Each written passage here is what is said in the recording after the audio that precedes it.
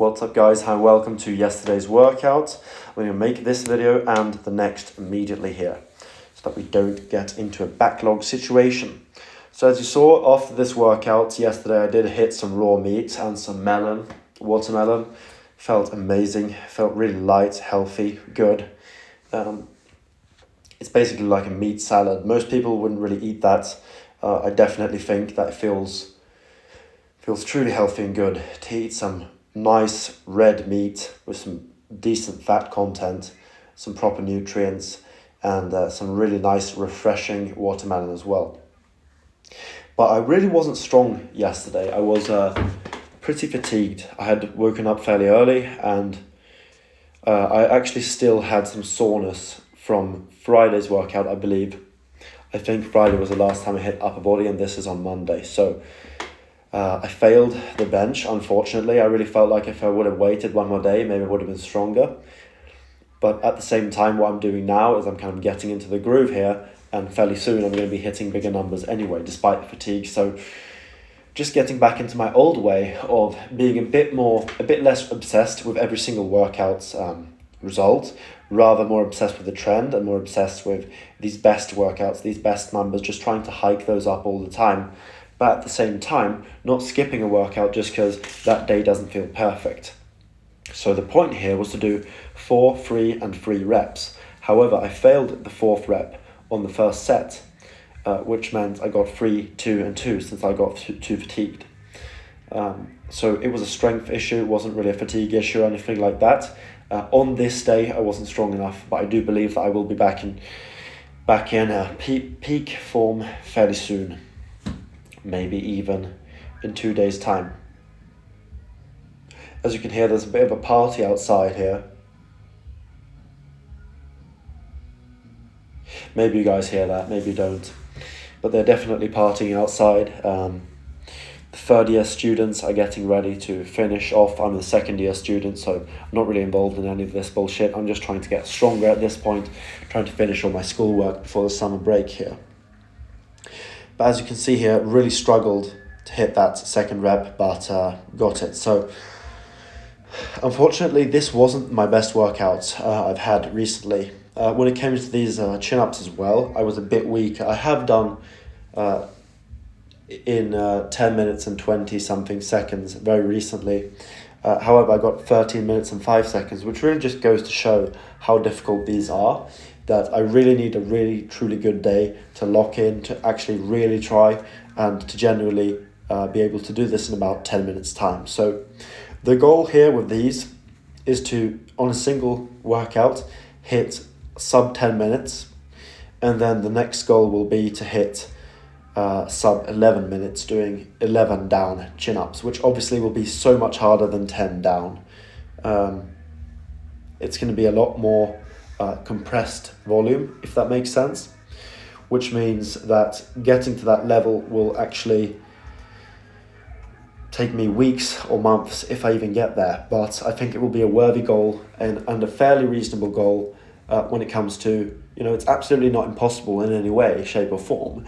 It's just truly difficult. And I think that's kind of where we need to put our goals. We need to put them fairly achievable, and then we need to work really hard and actually achieve them. That's what I'm going to try to do here. The initial goal obviously is to get under 10 minutes, which at that point I will definitely have seen significant gains. Probably be back at peak pulling strength of all time when it comes to the upper body pulling. However, I really want to get past this level. I want to not plateau here. I want to get past it.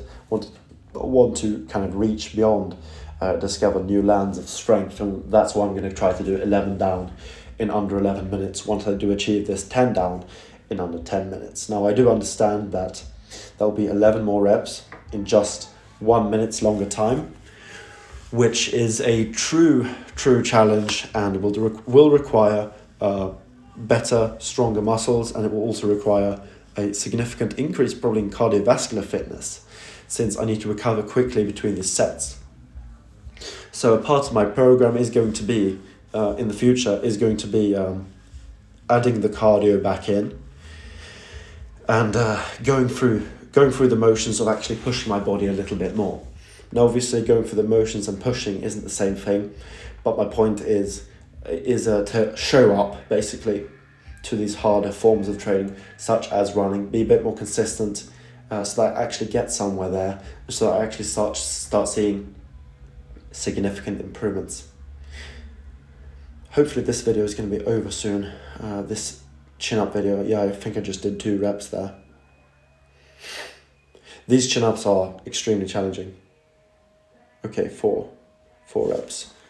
Yeah, as you can see, I take shorter and shorter rest breaks towards the end. This is obviously 4 times speed. Well, not obviously, but it is.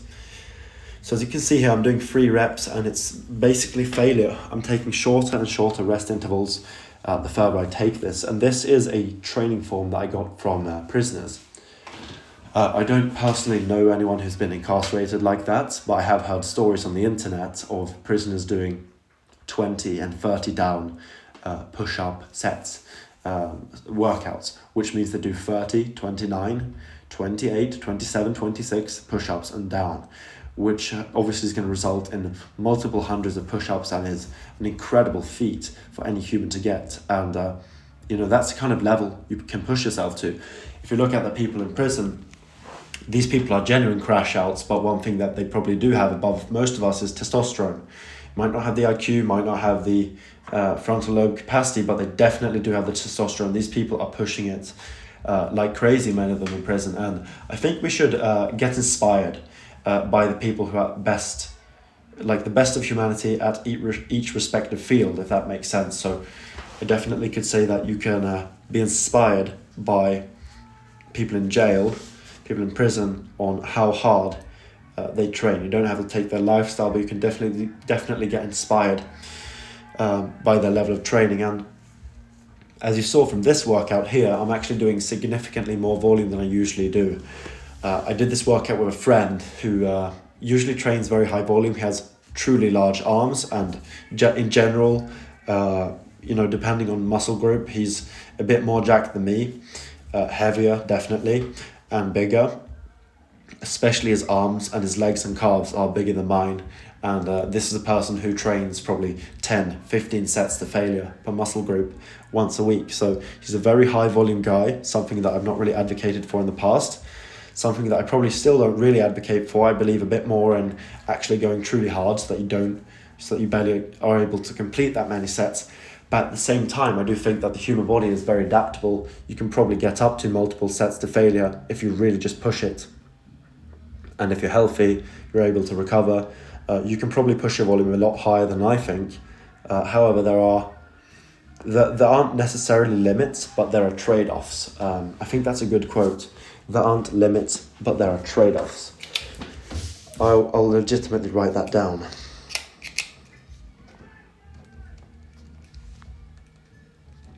There aren't limits. There are trade-offs. I think that's true to many things in life. But guys, I won't bore you anymore. I hit some shoulders as well. These upright rows are so fucking good. Please do them if you want. Like, they're crazy. Also hit some neck and hit some preacher curls. But that's pretty much it. And I will see you guys fairly soon, because I'm going to make the leg video now from today. Goodbye.